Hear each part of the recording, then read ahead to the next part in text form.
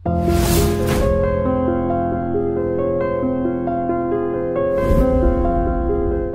ఇప్పుడు ఎక్కడికక్కడ మాకు క్యూరియాసిటీ ఏంటంటే ప్రదీప్ గారు, మీరు ఎక్కడికక్కడ పరిస్థితుల్ని ఇది ఇలా అని అర్థం చేసుకుంటూ అక్కడక్కడ అడ్జస్ట్ అవుతూ వెళ్ళిపోయారా? ఎక్కడైనా మీకు సంఘర్షణ వచ్చి, లేదు బాగా దుఃఖం వచ్చో, ఆవేదన వచ్చో, కోపం వచ్చో జరుగుంటాయి కదా? అంటే నేను చెప్తానమ్మా, నా లైఫ్ రోలర్ కోస్టర్. నేను జీవితంలో 3 మేజర్ మిస్టేక్స్ చేశాను. అంటే మిస్టేక్స్ అంటే ముందుకెళ్ళి ధోని 6 కొడదాం అనుకుంటాడు, అప్పుడప్పుడు క్లీన్ బౌల్డ్ అవుతూ ఉంటాడు, అప్పుడప్పుడు క్యాచ్ అవుట్ అవుతుంది. ధోని తప్పు కాదు, అక్కడ పరిస్థితి 16 ఓవర్లు లాస్ట్ ఓవర్లో కొట్టకపోతే నా టీం గెలవదనే ఒక ప్రయత్నంతో ముందుకెళ్ళి కొడతారు. అలా నేను క్యాలిక్యులేటెడ్ రిస్క్ తీసుకున్నా, అవి బ్లో అవుట్ అయినాయి. ఫస్ట్ రిస్క్ 3 స్టార్ ఎలక్ట్రానిక్స్ అని ఒక స్టూడియోని కొన్నాను 1991లో. ఆ రోజు దేశం కాలమాన పరిస్థితి ప్రకారం అక్కడ ఉన్న స్టూడియో మొత్తం, ఇప్పుడు ఇలా ఉన్న గ్రీన్ మ్యాట్ స్టూడియోస్ ఇవన్నీ ఇప్పుడు కొత్త, అప్పటికే మొత్తం విత్ ఫుల్ ఫ్లెజ్డ్ 30 లక్షలు కొన్నాను. పెద్ద అమౌంట్, 30 లక్షలు ఆ రోజుల్లో. అంటే ఇప్పుడు కనీసం 3 కోట్లు 4 కోట్లు వాట్ ఎవర్ ఇస్ దట్ కొన్నాం. ఒక బ్యాంక్ లోన్ తీసుకుని మేనేజ్ చేసి ఫండ్స్తో కొన్నాం. ఇది కొన్న కరెక్ట్గా ఒక 3 నెలలకి దూరదర్శన్లో ఎవరో కోర్టు కేసేసి దూరదర్శన్లో సీరియల్స్ ఆగిపోయినాయి. అన్ని చిన్న చిన్న పనులు వచ్చి మెయింటెనెన్స్ జీతాలు తప్ప బ్యాంక్ లోన్ తిరిగి కట్టడానికి కూడా లేని పరిస్థితికి వచ్చేసాం. At this point of time Doordarshan open మళ్ళీ ఏదో సెటిల్మెంట్ అయింది, అన్ని కొత్త సీరియల్స్ వచ్చాయి. నాకే 6 వచ్చినాయి సీరియల్స్, అన్నీ వచ్చాయి. అమ్మయ్య ఇంకా మన కష్టాలు తీరిపోతాయి అనుకున్న టైంలో దూరదర్శన్ నా దగ్గర లో బ్యాండ్ ఎక్విప్మెంట్ ఉంటే ఇది పనికిరాదు, మీరందరూ హై బ్యాండ్లో తీయాలి అన్నారు. సో నేను కట్టుకున్న ఇల్లు కళ్ళ ముందర కూలిపోయింది. ఇవాళకి కూడా 30 లక్షలు ఆ రోజు వర్తున్నవి మా ఆఫీస్లో ఇంకా మాన్యుమెంట్స్లో దాచిపెట్టుకున్న, ఒక్కటి కూడా అమ్మలా. ఆ కెమెరాలు ఎడిటింగ్లు అన్నీ కూడా. సో ఇది రికవర్ అవ్వడానికి కొంతకాలం పట్టింది. న్యాచురల్ కదమ్మా, ఫస్ట్ జనరేషన్ బిజినెస్ వాళ్ళం మనం. కింద పడితే మనం సినిమా కాదు కదా, కొట్టు తొడగొట్టు డ్యామును పడగొట్టు అంటే ఒక పాటలో రికవర్ అవ్వడానికి. This is life. One has to understand. ఒక కాలు విరిగితే ఆ కాలు అతుక్కుని మనం ఒక వాకర్ పట్టుకుని దాని తర్వాత కుంటుకుంటూ దాని తర్వాత నడిచి దాని తర్వాత తిరిగి పరిగెత్తడానికి ఒక టైం పడుతుంది. 3 నెలలు అవ్వచ్చు, 6 నెలలు అవ్వచ్చు, ఆడదు. సిమిలర్లీ నేను రికవర్ అవ్వడానికి ఒక 6-7 ఇయర్స్ పట్టింది నాకు. అప్పుడు నన్ను ఆదుకున్నది నా corporate films, advertisement films, documentary films. హైదరాబాద్లో ప్రొఫెషనల్ ఫిల్మ్ మేకర్ లేరు. స్పెషల్లీ అప్పుడు హర్షద్ మెహతా దయ వల్ల పబ్లిక్ ఇష్యూ ఫిల్మ్స్ చేసేవాళ్ళు. వాళ్ళందరూ చార్టెడ్ అకౌంటెన్సీ బ్యాక్గ్రౌండ్ ఉండటం వల్ల ఫిల్మ్ మేకర్ని అవటం వల్ల ఆల్ ఓవర్ ఇండియా నాకు ఆఫర్స్ రావటం వల్ల, because I can understand what they are saying. Correct. So అలా నన్ను రికవర్ అయ్యా. This is my first mistake.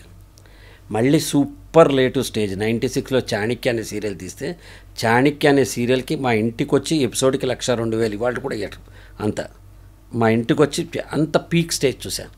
6 Nandi అవార్డులు వచ్చాయి ఒక చాణక్య. టోటల్ 14 వచ్చినాయి నాకు ఇప్పటిదాకా. 6 అంటే నాకు 400, నారాయణ రెడ్డి గారికి పాటకి, శోభాకి మేకప్కి ఇలా 6 అవార్డ్స్ వచ్చినాయి మొత్తం అంతా నంది అవార్డ్స్. ఈ స్థితి అంతా దాటి నేను 98-99లో ఈటీవీలో పెళ్లి పందిరి అని ఒక సీరియల్ చేశాను. నాకు తెలిసి నా లైఫ్లో ద బెస్ట్ ప్రొడక్షన్ అదే. As an actor best Chanakya, as a director best పెళ్లి పందిరి. నా లైఫ్లో ఎన్నో చేస్తుంటా కదమ్మా అన్నీ. ఎందుకంటే ఆ సీరియల్లో నేను, మురళీమోహన్ గారు, ఎస్పి బాలసుబ్రహ్మణ్యం గారు, సుబ్బలేఖ సుధాకర్ గారు ఇట్లాంటి కాస్టింగ్తో పాటు వీరేంద్రనాథ్ గారు స్క్రీన్ ప్లే రాశారు, సిరివెన్నెల గారు పాటలు రాశారు. మ్యూజిక్ ఎవరు చేశారు అంటే బాలుగారు పాడారు, that is the different. Music ఎవరు చేశారో తెలిస్తే నువ్వు ఆశ్చర్యపోతావు.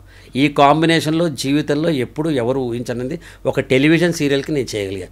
డైరెక్టర్ సంగీతం శ్రీనివాసరావు గారు మ్యూజిక్ చేశారు. దాన్ని అద్భుతం. ఆయన అద్భుతమైన సంగీత ఒక ప్రదీప్, ఒక ఆర్డినరీ ఇతను. ఆయన బాలుగారిని నేను మ్యూజిక్ చేయమని అడిగాను, నాకున్న చనువు కొద్ది. ఉండు నాకంటే పెద్దవాడిని తీసుకొస్తాను నీకు అన్నారు. ఆయనకి ఎప్పటి నుంచో చేయాలని కోరికుంది, నువ్వు సీరియలే కాబట్టి రిస్క్ లేదు ఆయన ఎలా చేసినా అని చెప్పారు. అంటే నేను సీరియల్లో ఫస్ట్ నుంచి కూడా అమ్మ ఒక చరిత్ర ఏంటంటే, నేను if you remember Buchibabu serial first serial తీసిన ఒట్టి టైటిల్ సాంగ్ మాత్రమే అందరు రికార్డ్ చేసేవారు. నేను సినిమాలో లాగా సందర్భోచితంగా 5-6 పాటలు పెట్టేవాడు. 13 ఎపిసోడ్లోనే 5 పాటలు పెట్టాను. అలా ఇప్పటిదాకా ఒక 100 పాటలు నేను ఇండిపెండెంట్ మ్యూజిక్ మేము చేసుకున్నాను అనమాట. సో ఈ పెళ్లి పందిరి సీరియల్లో కూడా అదే 5 సాంగ్స్ ఉన్నాయి. 3 సిరివెన్నెల గారు రాశారు, 2 సామవేద షణ్ముఖ శర్మ గారు రాశారు. ఈ 5టిని మన సంగీతం గారు కంపోజ్ చేశారు, మొత్తం మ్యూజిక్ చేశారన్నమాట.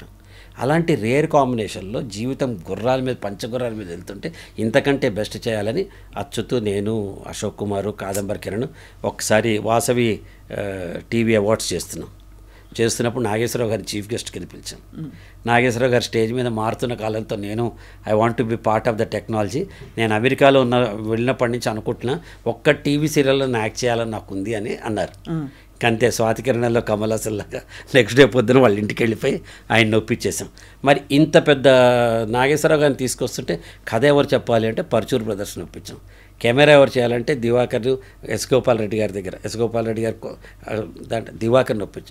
మ్యూజిక్ ఎవరు చేయాలంటే వందే మాతరం శ్రీనివాస్. జాలాది గారితో పాటలు.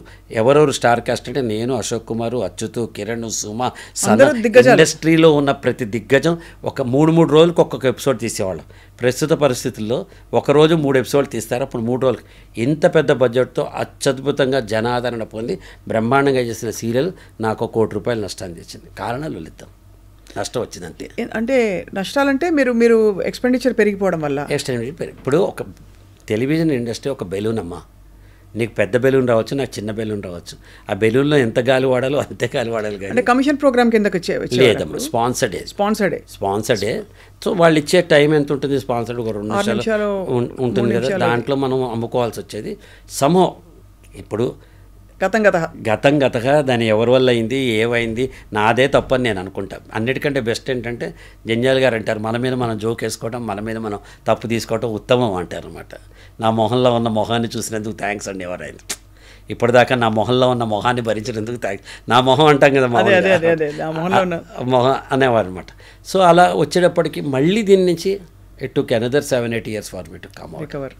Second mistake.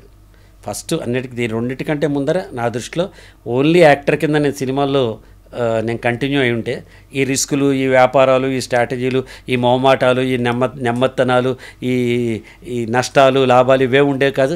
యాజ్ అన్ యాక్టర్గా మిగతా యాక్టర్లాగా నేను కూడా హ్యాపీగా ఉండేవాడినేమో. అది ఫస్ట్ మిస్టేక్, వదిలి రావటం.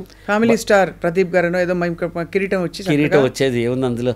అప్పటికే నన్ను అంతా అదేంటి first time generation NT Rama Rao garu, Nageswara Rao గారు నేను నిన్ను ప్రేమిస్తున్నాను రాదా అని చెప్పేటప్పుడు 18 ఏళ్ళ అబ్బాయి నేను నిన్ను ప్రేమిస్తున్నా అని చెప్పడానికి జనాల్లో కనెక్టివిటీ అట్లా పెరిగి మంచి పేరు వచ్చింది నాకు. సో ఆ ఫస్ట్ మిస్టేక్ సినిమాలు వదిలేయటం, second mistake 3 star, third mistake Nageswara Rao గారితో సీరియల్ చేయటం. ఈ 3 నాకు జీవితంలో నేను పోగొట్టుకున్న డబ్బు కంటే విలువైన అనుభవాన్ని ఇచ్చాయి. 100% అవును. ఇది నేను తీసుకుని చేశాను.